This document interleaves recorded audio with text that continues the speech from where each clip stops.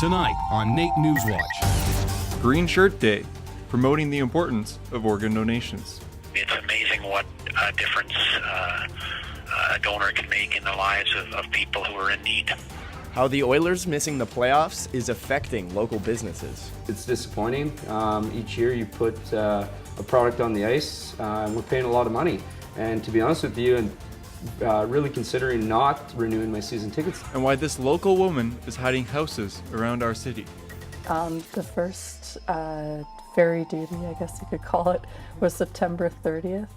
NewsWatch starts now. Good evening. This weekend marks a somber anniversary. 1 year since the Humboldt bus crash. Out of the tragedy has come awareness for the importance of organ donors. This Sunday is Green Shirt Day. It's a day to honor a player who lost his life but helped others by signing his donor card. The goal of Green Shirt Day, get people to sign their donor cards. Our Evan Kenny joins us live from our news center with more on that story. Thanks, Hunter. Thanks, Glenn. 29 passengers were on the Humboldt bus just a year ago today. Logan Boulay, a son. 16 were killed. One young man, 20 years old, from Lethbridge, made the decision to sign his organ donor card. This is a decision that saved the lives of 6 and is impacting people all over the world. Logan Boulay, a son, a brother, a friend, a teammate, and now he's being called a hero. On April 7th, one day after the Humboldt bus crash, Boulay died in hospital. Boulay, just 20 years old, was a registered organ donor. Because of this, he saved the lives of 6 people. So 2 kidneys, a liver, lungs, heart. It's amazing what difference a donor can make in the lives of people who are in need. Boulay's selfless act was felt across the country. In the days and weeks after the accident, over 100,000 people signed an organ donor card, the largest amount of donors to sign up in Canadian history, all because of one person. This is known as the Logan Boulay effect.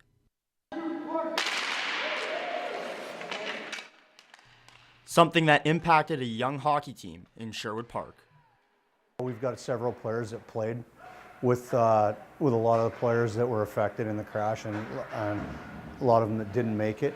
You can see the pain in their eyes when they talk about their former teammates, friends, and high school buddies, and it's difficult. It's been a big effect. While thousands have signed, only 23% of all Canadians are actually registered donors. Green Shirt Day, a day of awareness, one that officials hope will educate more people on the importance of a single signature.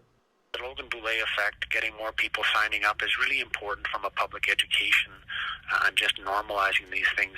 But that in itself just sort of primes the system, and then it's our job to make sure we're doing as good a job as possible to get the rest of the system working to the benefit of Albertans who need organs. The international community has come together using the hashtags Logan Boulay Effect, hashtag Green Shirt Day, and hashtag Be Inspired. Evan, why is signing to be an organ donor so important? Well, Glenn, last year, 250 people died while waiting for organ transplants. Now, over the last 10 years, more people have become donors. However, this trend needs to continue. In places such as Nova Scotia, they've actually put in a system where you have to opt out of being a donor rather than opting in. New Brunswick is looking to follow that lead. What else is happening to remember Logan? There was a rink renamed in Lethbridge after Boulay, and as well, different events are happening around our city on Sunday. Thanks, Evan. That's Evan Kenny reporting live from our news center tonight. We want to know what you think about Green Shirt Day. In partnership with our sister campus publication, the NAIT Nugget, we'll be polling viewers and readers on our question of the week. This week's poll question is, have you signed your donor card this Green Shirt Day? Just go on the NAIT NewsWatch or the NAIT Nugget Facebook pages and check off the answer you agree with the most. You're watching NAIT NewsWatch, the next generation of news. It's another year fans are disappointed as the hockey playoffs kick off. With the Edmonton Oilers missing playoffs this season, it's leaving nearby businesses and fans wondering what holds in their future. Our reporter Christine O'Loughlin has more. Thanks, Glenn. Unfortunately, the Oilers have missed the playoffs again this year, which no one is excited about. But for some fans, this all too familiar feeling has more of an effect on them. Superfans come in many different kinds, and when it comes to hockey, it seems the Oilers have had the best fan base, given its recent years. It's been almost 2 decades since Edmonton has celebrated a Stanley Cup, leaving an empty feeling or space with some fans. To be honest with you, it's starting to get frustrating. I spend a lot of money on season tickets every year. To go for the hype at the beginning, just to be let down halfway through the year and be missing the playoffs year after year, it's quite disappointing. The cost for what we see on the ice, it's just not worth it anymore. Others seeing and feeling the same unfortunate pattern are local businesses in the area. It affects some more than others, and some businesses more than others, but definitely the restaurant, bar industry is affected quite a bit. With the season coming to an end, Schmidt says they won't be getting the same amount of foot traffic, which is unfortunate as it triples the amount of sales for them. The one thing that they're going to miss the most about missing playoffs is the city morale. You know, a couple years ago, the city with the arena here, the downtown was so lively. People, you know, are out on the streets high-fiving again, and it just changes the overall feel of the city. Although the Oilers are out of the playoffs, you can still catch the Oil Kings going into the second round against the Calgary Hitmen. The Battle of Alberta begins on Saturday, and for Oilers fans, I guess there's always next year. For NAIT NewsWatch, I'm Christina Lachlan. The old Strathcona Hotel will live on after a fire in the historic building last week. Construction workers were seen this week going in and out of the building, continuing renovation work on the hotel built in 1891.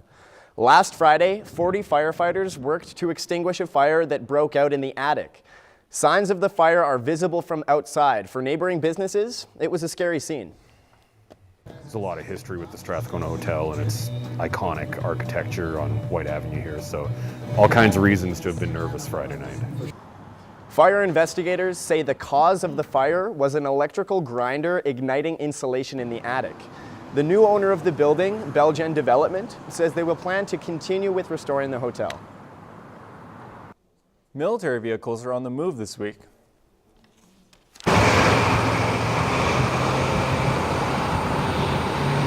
During the week, hundreds of military vehicles made their way from the Edmonton Garrison down to Wainwright.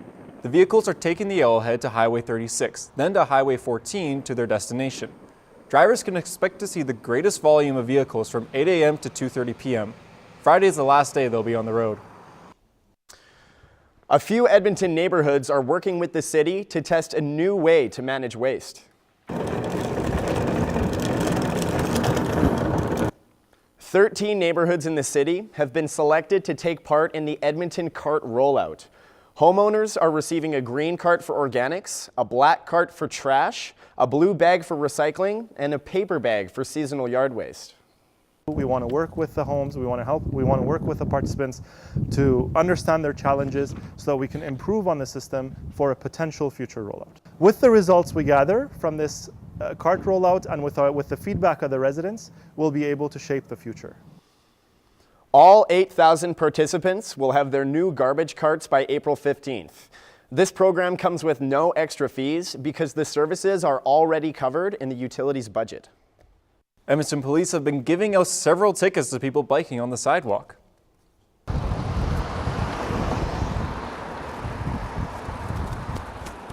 Within the past 4 years, Edmonton police have handed out over 1,600 tickets to cyclists biking on the sidewalks. The law is you must be biking in the bike lanes or on the road to the side. However, some bikers feel until more bike lanes are built, they should be given a warning before a ticket. Ticketing is probably not the best route to go. Hitting everyone with a flat fine that's also not based on income is probably not the best way to go, since a lot of people, especially in this area, who'd be getting those fines probably wouldn't have a lot of money to pay for those. The cost for each ticket for biking on the sidewalks is $100. A local woman has a unique hobby. She places little houses indoors around the city. Jeanette Spencer, a local artist, has revealed herself as the person secretly creating and hiding tiny gnome-styled houses, doorways, and props around Edmonton. She has been doing it for the past year and a half. She calls them the YEG Ferry to Garden. put some doors down in the river valley, and I thought it would be fun to just stay anonymous. I didn't want to do any letters, or if I'm doing something more detailed or whatever, it would probably take me about 3 hours sometimes. I do a lot of scrolling in them, and so that takes a little bit of time. I usually just spray paint. Spencer plans to continue placing her enchanting artwork around the city. To see more of these hidden doorways, you can find photos on her Instagram account at YEG Ferry Garden. Was to fight crime with Spider-Man for a day. The man behind Edmonton's superhero Spider Mabel shared a lesson in the importance of superhero stories and social media today. Like in my presentation of Spider-Man, if we look at it as everything as like a web, we're all connected, and finding those connections is so important in giving meaning to. And her one wish was to fight crime with Spider-Man for a day. Maddie Flores went over the origin story of Spider Mabel, a 6-year-old cancer survivor and Spider-Man fan who got the entire world's attention through social media. He talks about how superhero stories drive people's attention today and how you can get stories told around the world using a simple hashtag on Twitter. Like in my presentation of Spider-Man, if we look at it as everything as like a web, we're all connected, and finding those connections is so important in giving meaning to what we do every day. Flores says that we should all be sharing important stories through social media so that it gets more attention from others, just like it did for Spider Mabel. Coming up after the break, it's that time of year again, allergy season. What students can do to battle the symptoms and stay healthy. People can do the vacuuming, they can do the dusting, they can keep, residence rooms clean, things like that. I'm at the downtown community arena where the Edmonton Oil Kings just behind me are gearing up for round 2 of their playoff run. Speaking about hockey, this past weekend was the Matt Cook Memorial Tournament down in Leduc. I'll have more on that story and others coming up in sports. Coming up after the break, even though it still feels like winter's in the air, no worries, because we're going to be seeing some sunnier days this weekend. So, the UK has just instituted the toughest ban on ivory trade Europe has ever seen. Put this inside a button push. It's 1:59. My ears are bleeding. Underwear required over 40 stitches to her face. Good afternoon, it's 2 o'clock. I'm Jenna Winterburn with your NR92 News Update.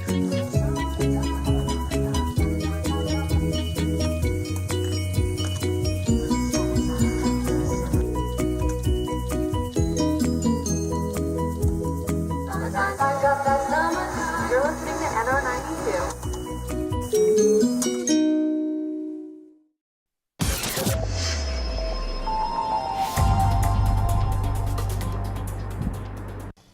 Well, Hunter, I've got to say, the sun is out, it's getting warmer slowly, and as is my heart in anticipation for summer. I actually really like the winter, but we'll see whether or not the weather is good coming up this week. Dallas, what do you got for us?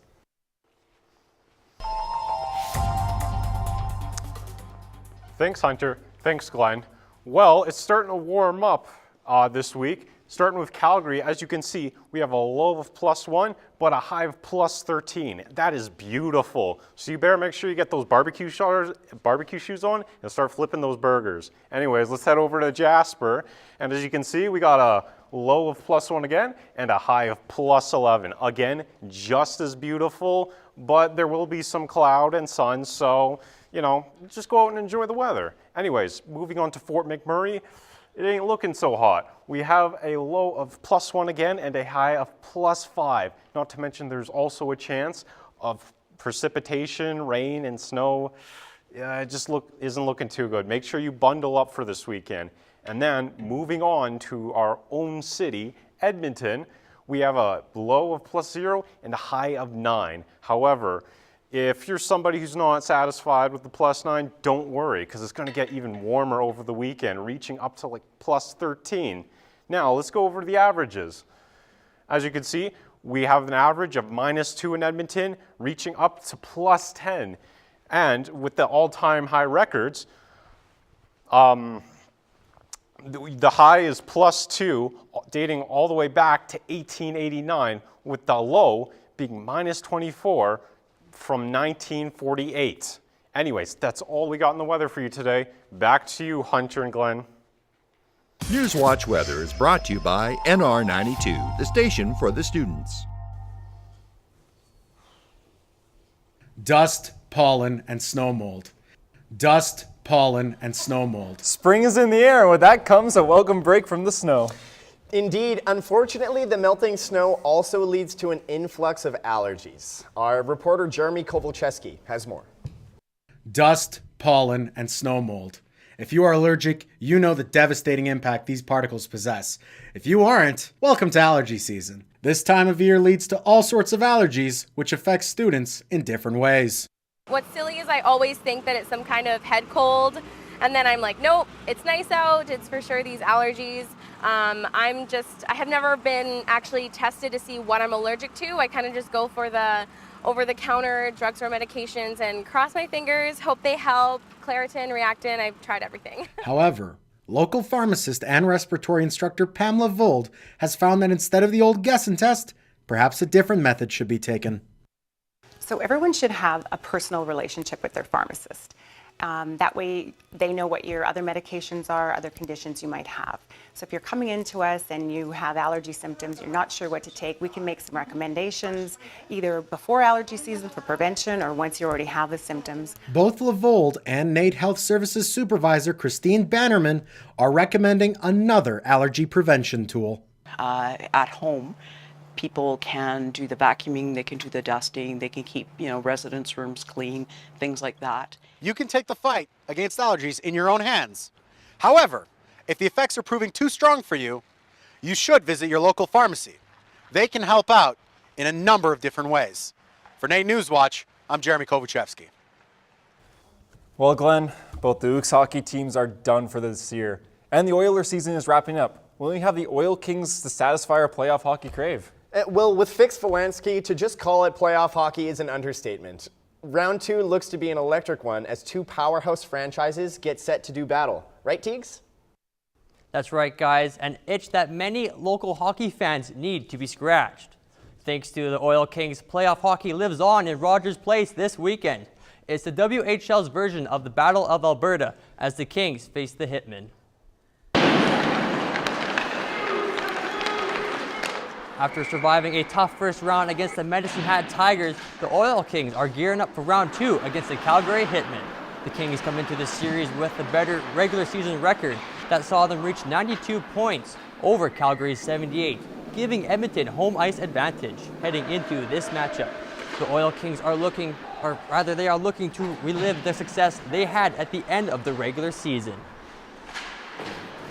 Calgary's a different team than Mad Hat. They like to play a more physical, heavier game, and but I don't think we need to change anything. We just need to keep playing how we've played all year, and especially down the last stretch, and go from there. Game 1 goes tomorrow at Rogers Place. Puck drops at 7.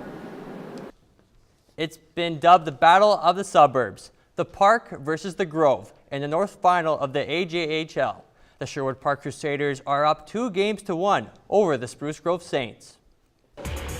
Going into Game 4 in the Grove, both teams have capitalized on the home ice advantage. So could there be a home away from home victory in the cards? Let's get to the action.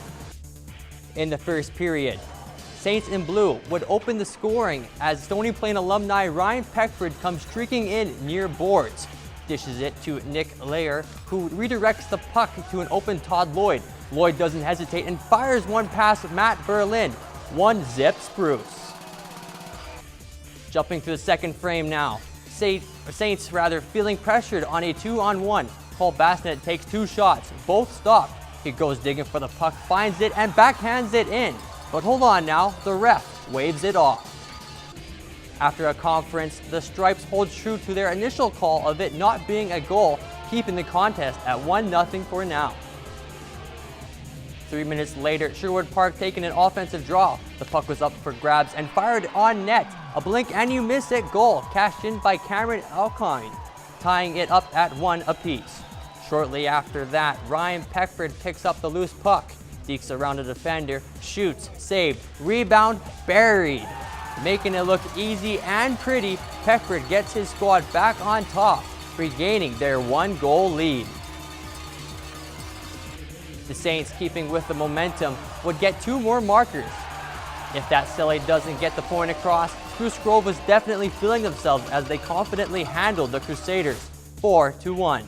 Ryan Peckford was all over the score sheet, gathering 1 goal and 2 assists in the contest, as they knocked the series up at 2.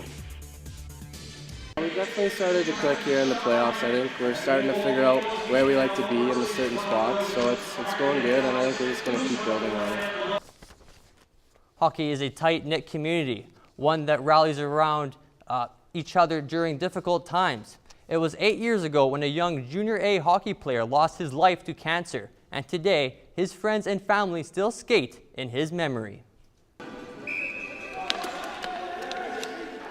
The Matt Cook Memorial Tournament took place over this past weekend at the Leduc Recreation Center. The tournament saw athletes competing in the sledge hockey tournament. Matt Cook was diagnosed with a rare bone cancer when he was just 18 years old. His experience playing hockey and the unique challenges he went through as a young adult fighting cancer inspired the foundation that bears his name. The Matt Cook Foundation was created in his honor after he passed away in April 2010. He was 22 when he passed away. This is an important tournament because it signals, of course, the end of the sledge hockey tournament, but it's a chance. A lot of times communities may only have enough players for 1 team, and so an opportunity for them to all gather at the end of the year, have some competition against other teams in their division. A 24-hour charity game is also taking place this evening at the Canadian Athletic Club. Donations raised from the event go to the Matt Cook Foundation. A football league in Edmonton is trying to get in touch with more female players. Kate, they're short. I got 1 deep. I got 1 deep. The Edmonton Touch Football Association held a touch football clinic this past Sunday for women above the age of 16. The women's league is comprised of 4 teams. At the clinic, they learned all of the basics of touch football, from how to throw and receive the ball to how to play defense. The aim of the clinic is to try to get more women involved in the sport. Women do not need any prior experience to join in. I know there's some women that play on certain teams and they didn't necessarily know anybody before they started playing, but they've made a lot of really good friendships since they have. It's something that you can do that's active, but have fun at the same time and maybe make some new friends. Preseason starts in May, with the regular season kicking off in July. All games are played at Ellerslie Rugby Park. Boxing. It looks easy on TV. During the sport's climax, the fighting style made many of its competitors sports icons throughout the decades. I headed to Marshall Boxing Club to learn the ins and outs, the jabs and hooks, and how the sport is played in this week's End Zone Challenge.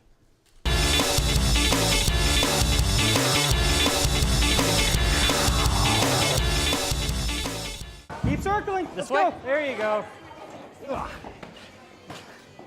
Hey, I'm at Marshall Boxing alongside assistant boxing coach Jacob Roy. He's going to teach me boxing today. Yeah, we're going to teach you the fine footwork and how to punch, and probably at the end of the day, we'll teach you how to hit someone. We warmed up by focusing on our footwork and cardio. That combination is a major part of boxing. The goal is to be as light as a feather in the ring. Jacob showed me the best stance to maintain the proper balance by having my feet staggered and a certain length apart. After we established the proper movement, Jacob had me throwing some jabs and crosses. Always set up with the jab first and then right power hand right to his face. You feel comfortable? Yeah, the hardest part for me, I think, is to keep my hands up above my head. That's right. If you don't keep your hands up, you're going to get hit really hard and it's going to hurt. I laced up, velcroed my gloves and started pounding the pads. Now throw the jab. Good. Again. Again. Now cross. Good. One more. That's it. After an hour of learning how to box, I started feeling a little cocky. That Ali swagger, however, was short-lived as I was tossed right into the fire. I was put up against one of the most experienced fighters in the gym, and well, my inexperience really showed. Good work, man. Okay, time. Always keep her. Hey, it's all right. It's tiring, I know, eh? What the heck? So, Overall, I'd give my first crack at boxing 8 headaches out of 10. all right, so how did I do today, Jacob? Not bad. Few things to work on. Other than that, that's perfect. All right, awesome. Thank you for showing me the ropes today. You're welcome. This has been your edition of this week's End Zone Challenge. We'll catch you next time. Wow, Tegan, that was extremely impressive. I loved how much work you put into all that stuff. Yeah, I wish you were there to show the bullies I had in junior high a little bit of rough and tough, huh? Me too. If I could go back then, I would, but unfortunately, guys, I can't. Thank you guys for the support, though. It was a tough experience for myself. I don't really know how to explain it other than it was long. It was 3 hours. I was getting beaten up. It might have looked good, but believe me, my bed was really comfortable that night. Thank you, Tegan. Coming up after the break, we do some volunteer work at the Mustard Seed. A charity dedicated to helping those who are homeless. In Edmonton, 35 years we've been around. We also have a base in Calgary, is where we started. Coming up after the break, local bartenders shake up the competition with their riff on a classic drink. All that and more coming up in entertainment. This is shaken, not stirred, right? New Music Nooner. Discover new and local artists every week. Every weekday at noon, we feature a new artist or band and play their latest work. Only on nr92.com. The station for the students.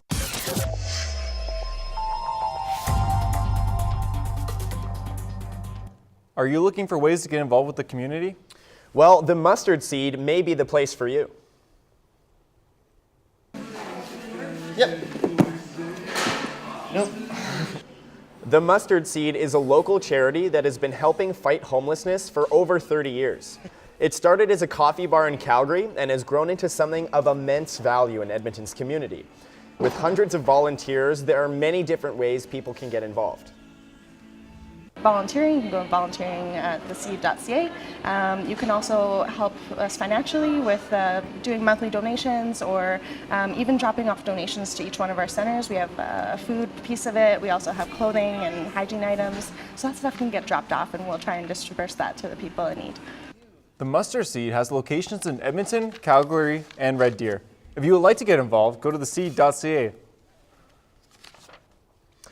Well, you know, Hunter, I've been looking for lots of fun things to do. It's going to be the weekend soon, so what do you think? I kind of do the same thing every single week, Saturday and Sunday, so maybe Emily would be the better choice for asking what's going on in entertainment this week.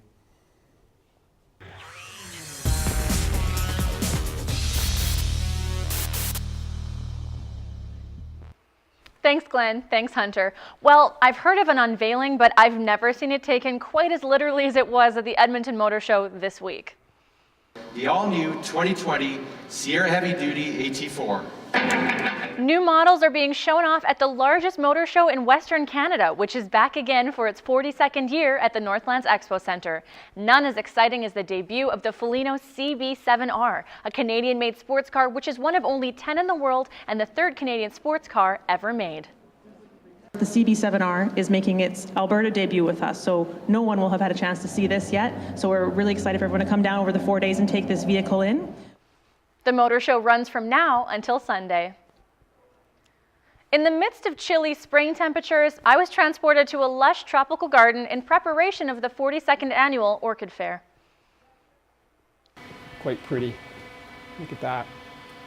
This is Paul Paladette. He competes every year at the Enjoy Center with his beautiful blooms. As a winner of over 10 awards, Paladette knows the judges are primarily looking for bright colors and multiple blooms, but it is the community that brings him back each year. You know, it's an opportunity to meet different people from different walks of life, to help them understand and appreciate orchids and the variety, the immense variety that there is with orchids. We're talking 30,000 species of orchids worldwide. Gorgeous blooms from 15 exhibitors from all over the world are on display until Sunday. Picture this, 2 shows running at the same time. No, I mean seriously running. This play has actors running from stage to stage at the Citadel. The candidate and the party are sure to keep you on your toes. How would you like to make history? Take a picture. These two simultaneous shows, The Candidate and The Party, follow the mishaps of a politician preparing for a presidential election. The plays have actors racing from one set to another in order to keep audiences engaged in two separate locations. They're sure to keep you on your toes and the cast on theirs. I will finish one scene in The Party and I'll have to sprint to The Candidate, and while I'm standing behind the door saying my first line, someone is putting a hoodie on me while I take a sip of water. I grab my phone and I'm saying my first line and I enter onto the stage. The Candidate and The Party are two shows not to be missed this April. Martini Monday may not be a thing, but this past Monday, bartenders from Edmonton Hotspots shook and stirred their way through a competition to test their twists and riffs on a classic beverage. 11 bartenders from restaurants like Ampersand 27, The Mark, and more put their own spin on the classic dry martini, while guests sampled gin and vermouth from local suppliers. Judges tasted basil, spruce, and even cilantro martinis to decide who would win the grand prize from Strathcona Spirits, and more importantly, bragging rights. Corbin Brox from Fred's had a winner with his lush spring-inspired cocktail. I'm going to be making a martini riff using the Strathcona Spirits gin. It's going to have a little bit of cilantro infusion as well with salt and 2 types of vermouth. It's going to be really kind of botanical. Strathcona Spirits has locations around Alberta and is available for tours and for tastings. Well, that's about it for entertainment this week, but there is clearly no shortage of things to do this weekend. This is our last episode of NAIT NewsWatch for Team A, and it's been a joy sharing with you all of the festivities Edmonton has to offer. Back to you, Glenn and Hunter. Thank you, Emily. And for today, that's all we have for NAIT NewsWatch. Thanks for watching, and we'll see you all another day.